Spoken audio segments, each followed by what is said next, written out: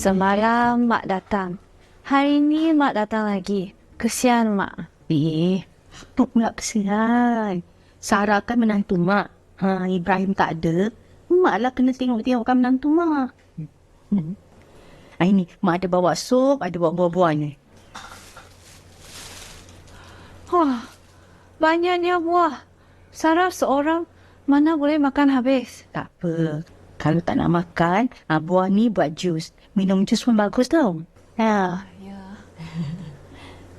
Dah tahu anak apa? Sarah tak nak tahu. Biar secret. Alah, tak payah secret-secret. Tapi kan, Mak tengok perut Sarah, Mak tahu. Ni mesti anak perempuan. Macam mana Mak tahu? Perut Sarah kan melebar. Kalau lonjong, anak lelaki. Ya, Mak. Iya, ini orang dulu-dulu yang cakap. Mak tak bohong. Kalau betul, Ibrahim mesti happy. Dia nak sangat anak perempuan.